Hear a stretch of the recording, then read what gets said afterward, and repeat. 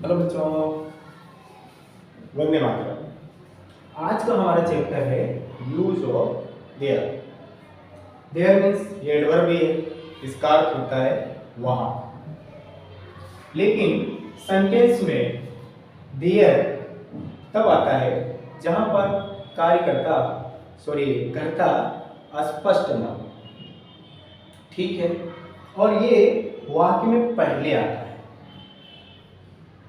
गाय है, राजा है, पानी है, कुआं है, गांव में कुआं है, बगीचे में सुंदर फूल हैं, छत पर बिल्लियां हैं।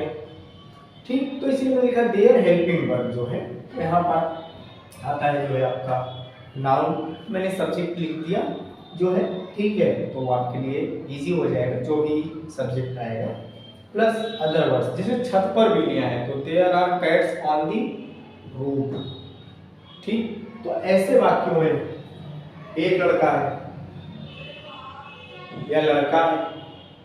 अब हिंदी वाक्य में क्या है, जैसे एक कुआं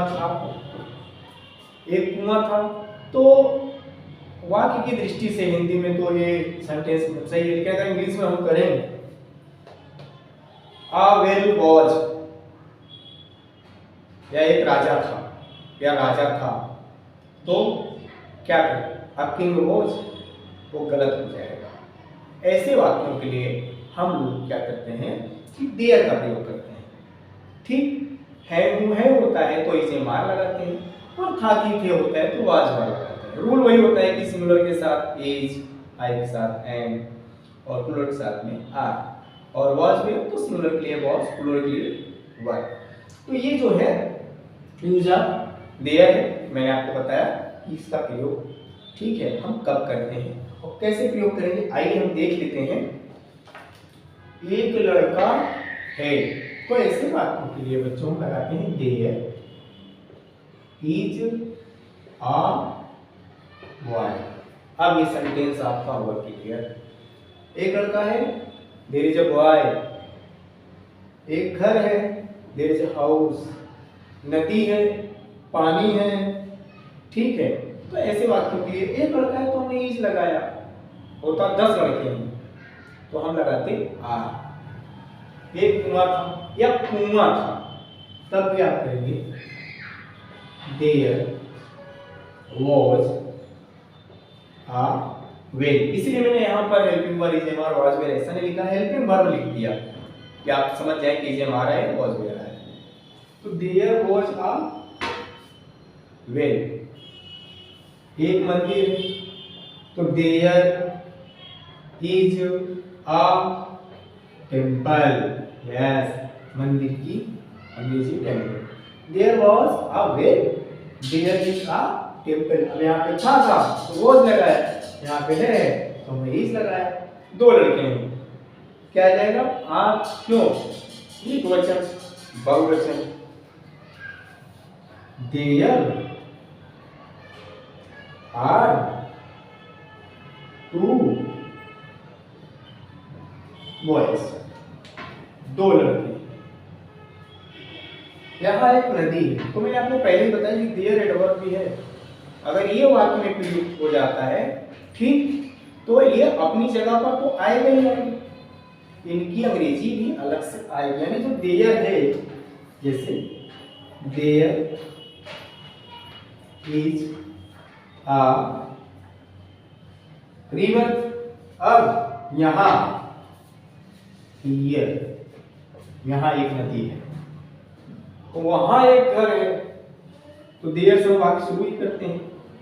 there is a house.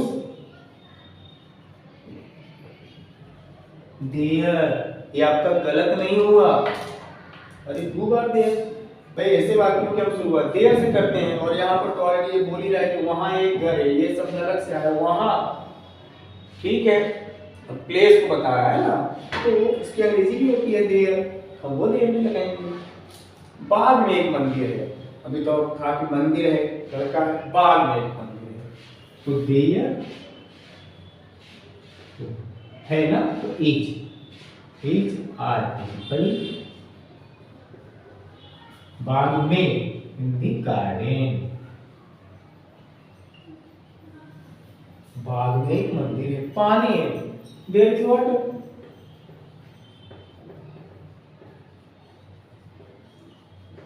Water, अब इसमें मत लगा देना आ वाटर। वाटर क्या है? अनकाउंटेबल नाउन है। जो अनकाउंटेबल नाउन होता है उसमें ए एन दा नहीं लगा देते।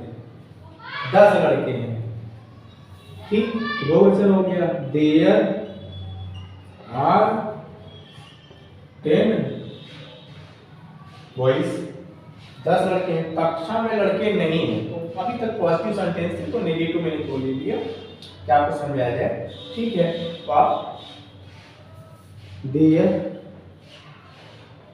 आर नो लगाते हैं और चाहे आप नॉट लगाते हैं, तो देयर आर नो या no, there are not boys in the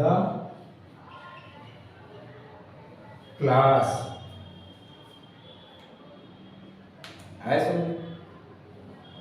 तो मैंने आपको बताया कि कक्षा में लड़के नहीं, there are not boys in the class या there are no boys in the class.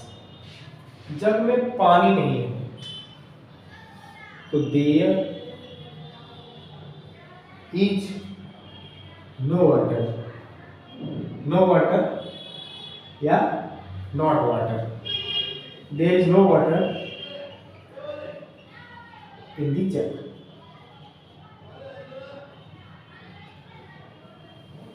तो ऐसे वाक्यों के लिए हम जो है देयर का यूज करते हैं।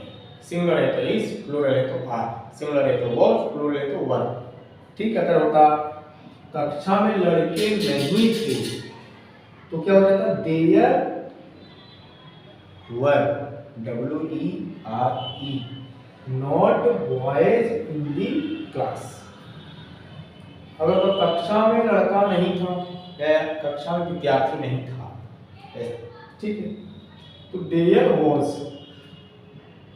No student in the class, ठीक है। तो ये है यूज ऑफ देयर, ये आपके आसानी के लिए रूल भी लिख दिया हुआ है, ठीक। तो ऐसे वाक्यों के लिए और जहां पे कर्ता स्पष्ट ना हो, ऐसे वाक्यों के लिए हम जो है देयर का यूज करते हैं, और इसको हम देयर को इंट्रोडक्टरी कहते हैं।